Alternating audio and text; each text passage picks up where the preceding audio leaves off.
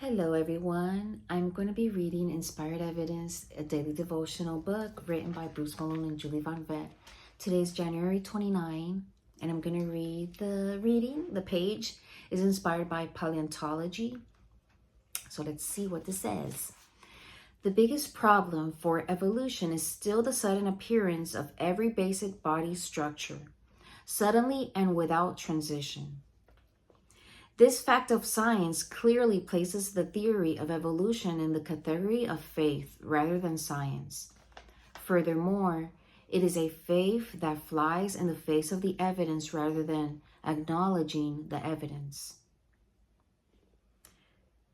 The Bible repeats 10 times in the first chapter that different kinds of creatures were created fully formed and fully functioning as distinctly different creatures, which reproduce after their kind.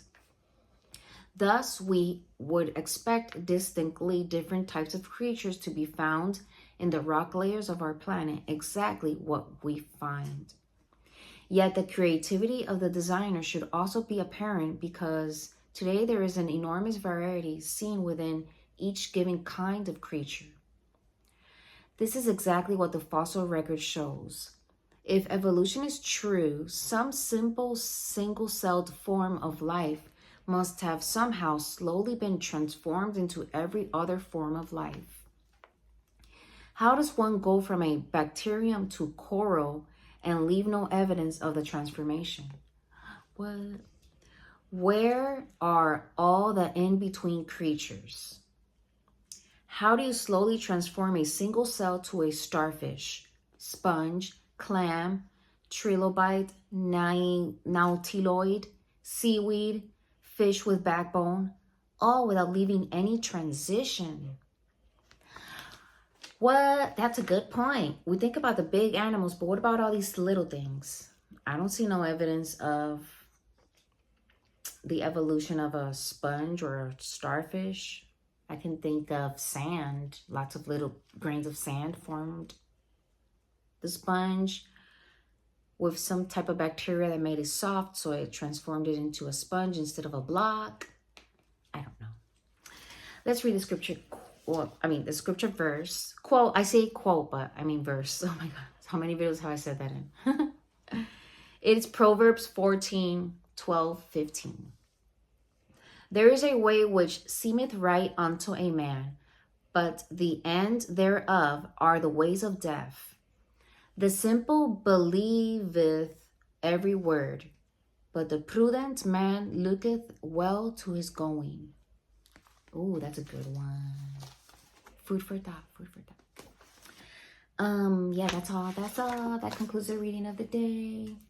Do you guys hear my dog snoring? He's always sleeping.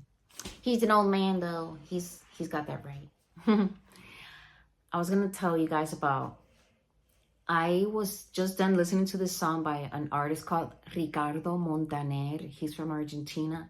So I was listening to an old 90s hit he had, Tan Enamorados. It means so in love. OMG, I started crying when I was listening to that song like a few minutes ago because it reminded me of my childhood back when I was 6 years old, living in Olimpo. That's the name of my neighborhood in Guayama, Puerto Rico, in the south side of the island. So anyways, brings back memories because I was thinking of my childhood, like I just said, and my family, my mom with my dad, because my mom passed away later, a few years when I was 19. So I got a little bit emotional, and one thing leads to another. How did I go from listening to one song to wanting to all of a sudden go sing karaoke?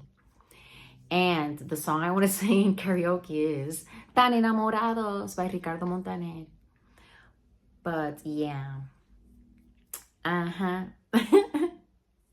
might have to go to, I live close to Orlando, so there's City Walk, which is basically an entertainment center place right outside of Universal Studios. The entrance is free.